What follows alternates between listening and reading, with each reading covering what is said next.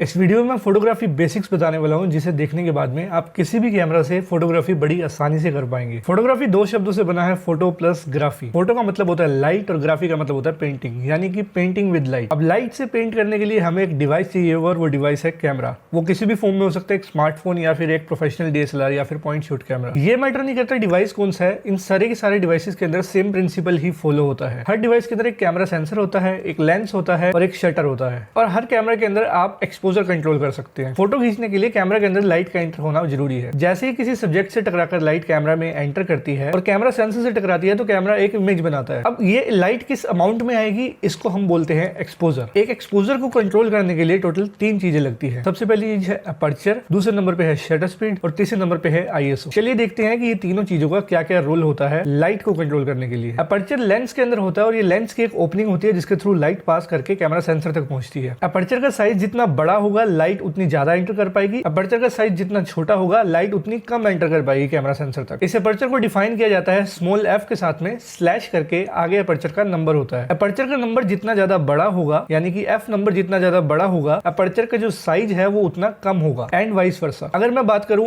f22 तो aperture का size बहुत कम खुला होगा, जिस वजह से लाइट जो है कैमरा में कम एंटर करेगी। और वहीं पर अगर मैं बात करूं f5.6 तो अपर्चर का साइज ज्यादा ओपन होगा, जिस वजह से कैमरा के अंदर लाइट ज्यादा एंटर करेगी। सही अपर्चर चूज कैसे किया जाए? मान लो आप एक ऐसी लोकेशन पे शूट कर रहे हो जहां पर लाइट बहुत कम है। अगर आपका अपर्चर f16 या f22 रहेगा तो आपके कैमरा के अंदर लाइट बहुत कम एंटर करेगी। इस सिचुएशन में आप अपर्चर का नंबर को कम करके अपर्चर की ओपनिंग को बड़ा कर सकते हैं, जिस वजह से ज्यादा लाइट कैमरा में एंटर कर पाएगी और आपका शॉट जो है अच्छे से ब्राइट होगा। वहीं पर अगर मान लो आप बाहर बहुत ज्यादा ब्राइट डे में शूट कर रहे हो और आपकी फोटो बहुत ज्यादा ब्राइट दिख रही है, तो उस केस में आप अपने अपर्चर का साइज कम कर सकते हो f नंबर को इंक्रीज करके। हमने ये तो देख लिया कि अपर्चर लाइट कंट्रोल करता है, लेकिन इसके साथ साथ अपर्चर एक और चीज कंट्रोल करता है और वो है डेप्थ ऑफ फील्ड। आप जितने भी फोटोज के अंदर ब्लर बैकग्राउंड या फिर फोरग्राउंड देखते हो, वो सारा का सारा खेल डेप्थ ऑफ फील्ड की वजह से होता है। डेप्थ ऑफ फील्ड को आसान भाषा में समझने के लिए यूं समझिए कि ये एक एरिया है जिस एरिया के अंदर आपका जो सब्जेक्ट है वो फोकस में रहता है। ये एरिया बड़ा या फिर छोटा हो सकता है डिपेंडिंग अपॉन कि हम अपर्चर कितना रख रहे हैं। एक छोटे f नंबर पर डेप्थ ऑफ फील्ड जो है बहुत कम हो जाती है, जिस वजह से इसके इधर का और इसके इस साइड का एरिया ब्लर रहता है। वहीं पर एक बड़े f नंबर पर डेप्थ ऑफ फील्ड ज्यादा हो जाती है,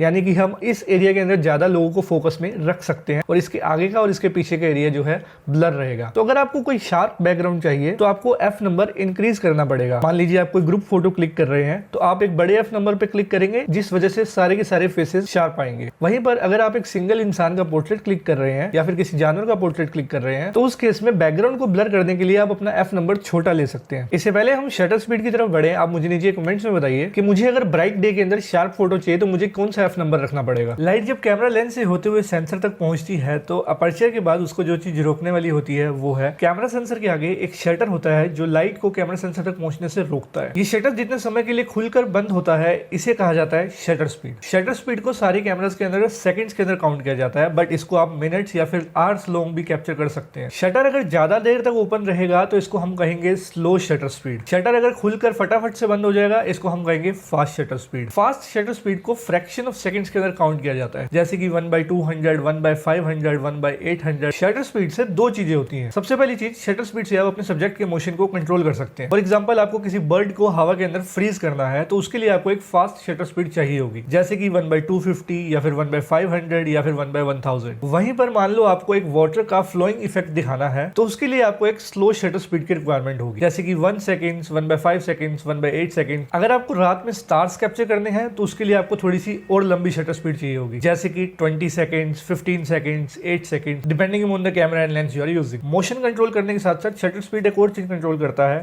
और वो है लाइट। शटर के खुलने और बंद करने के टाइम पर ही लाइट एंटर कर पाती है, तो यानी कि शटर जितने लंबे समय तक ओपन रहेगा लाइट ज्यादा एंटर कर पाएगी और आपकी इमेज ज्यादा ब्राइट दिखेगी। वहीं पर दूसरे सिनेरियोज में शटर अगर जल्दी खुलकर बंद होगा तो लाइट कम समय के लिए एंटर करेगी सेंसर तक और आपकी इमेज कंपैरेटिवली डार्क आएगी। डार्क और ब्राइट इमेज को हम अपर्चर के साथ में कॉम्पनसेट कर सकते हैं। फॉर एग्जांपल अगर मेरी शटर स्पीड फास्ट है और मुझे डार्क इमेज दिख रही है तो मैं अपने अपर्चर का साइज बड़ा कर सकता हूं जिससे मेरी लाइट ज्यादा एंटर करे। लेकिन व्हाट इफ इन दोनों चीजों को कंट्रोल करने के बाद भी आपकी इमेज ब्राइट या फिर डार्क दिखने लगे। इसके बाद हमारी फोटोग्राफी बेसिक्स की तीसरी चीज आती है और वो है ISO। हमने शटर स्पीड के बारे में सुना, जो ISO है ये सेंसर की स्पीड होती है। ISO एक बहुत ही सिंपल और बहुत ही कॉम्प्लेक्स चीज है समझने के लिए, लेकिन हम इस क्लास में सिंपल तरीके से समझेंगे ISO को। अगर आप एक ब्राइट लाइट के अंदर शूट कर रहे हैं तो आपको ISO का नंबर कम से कम रखना पड़ता है। वहीं पर अगर आप डार्क सीन के अंदर शूट कर रहे हैं तो आपको ISO का नंबर ज्यादा रखना पड़ेगा ताकि आपका कैमरा सेंसर ज्यादा से ज्यादा लाइट को एब्जॉर्ब कर सके। अब आप कहोगे कि अगर आपको रात को शूट करना है तो आप ISO की वैल्यू जितनी मर्जी बढ़ा सकते हो। ऑफकोर्स आप कैमरा सेंसर की सेंसिटिविटी बढ़ा सकते हो, लेकिन इसके साथ साथ आपकी इमेजेस के अंदर ग्रेन्स भी देखने को मिल जाएंगे जो साथ में और भी तरह के आर्टिफैक्ट्स लाते हैं। तो नॉइस और फालतू के आर्टिफैक्ट्स आपकी इमेज में ना दिखें, इसलिए रिकमेंड किया जाता है कि आपको ज्यादा हाई ISO पर नहीं जाना है। लेकिन आजकल के कैमरास टेक्नोलॉजी के साथ साथ स्मार्ट होते जा रहे हैं, तो अगर आप थोड़ा सा हाई ISO पर भी जाकर शूट करते हैं तो आपकी इमेज में उतने ज्यादा नॉइस देखने को नहीं मिलती जो आज से 3 या 4 साल पहले कैमरास में देखने को मिलती थी। कुछ लोग इस नॉइस का इस्तेमाल क्रिएटिवली भी करते हैं, कुछ लोगों के लिए नॉइस ही है जो उनकी इमेज के अंदर जान डालती है। अगर आपको कोई पुराना फिल्म लुक दिखाना है, विंटेज रेट्रो लुक दिखाना है, तो आप नॉइस को ऐड ऑन कर सकते हैं अपनी इमेज के अंदर। फोटोग्राफी एक क्रिएटिव फील्ड है और इसमें किसी तरह के कोई रूल्स नहीं होते हैं। It totally depends on you कि आपको किस तरह की फोटोज कैप्चर करना